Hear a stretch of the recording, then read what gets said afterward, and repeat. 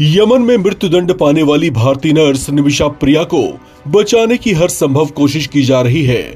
उसके बचने का एक ही रास्ता दिख रहा है, वो है मृतक तलाल अब्दो मेहदी का परिवार। वो अगर नियमों के तहत ब्लड मनी की रकम को स्वीकार कर लेते हैं तो निमिषा की जान बच सकती है। निमिषा प्रिया को साल 2017 में यमन के नागरिक तलाल अब्दो मेहदी की हत्या के मामले में दोषी ठहराया गया था। आरोप है कि निमिषा ने मेहदी की जान लेने के बाद उसके टुकड़े कर दिए थे। इस अपराध के बाद उन्हें यमन की अदालत ने मृत्युदंड की सजा सुनाई थी। 16 जुलाई को ही उन्हें सजा दी जानी थी, लेकिन फिलहाल उनकी सजा टाल दी गई है, जिससे उम्मीद की एक किरण जरूर जगी है। ऐसे में कूटनीतिक स्तर पर निमिषा को बचाने के प्रयास तेज कर दिए गए हैं। इसके अलावा तलाल अब्दो मेहदी के परिवार को एक बड़ी पेशकश के तहत $1 मिलियन की दियत, जिसे ब्लड मनी भी कहा जाता है, ऑफर किया गया है।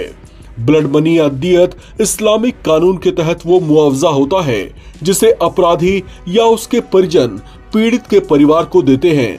अगर पीड़ित परिवार उसे स्वीकार कर लेता है तो अपराधी को सजा से राहत मिल सकती है।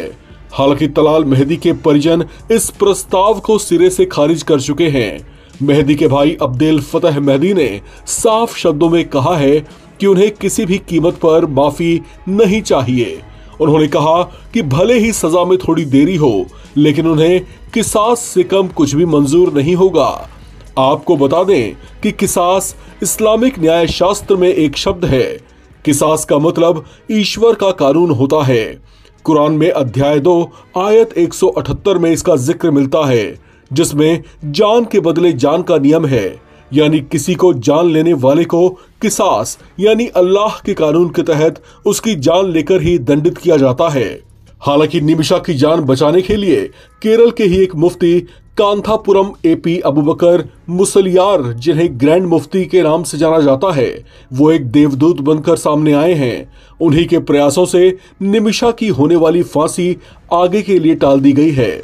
मुस्लिम धर्मगुरु अबूबकर मुसलियार ने यमन के एक धर्मगुरु से बात की थी। उनके दखल के चलते ही ऐसा हो पाया।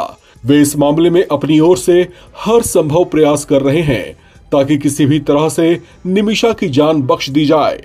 इसमें एक खास बात यह है कि मुफ्ती अबूबकर मुसलियार की कोशिशों के चलते ही निमिषा की फांसी को टालने का फैसला लिया गया और इसके लिए मेहदी परिवार की अनुमति भी नहीं ली गई। इसे एक बड़ा संकेत माना जा रहा है। ऐसे में बीच का कोई रास्ता निकलने की भी संभावना है। इससे ये संकेत मिल रहे हैं कि यमन की न्याय प्रणाली अब भी बातचीत के रास्ते को खुला रखे हुए है, जो कि एक बड़ी बात है।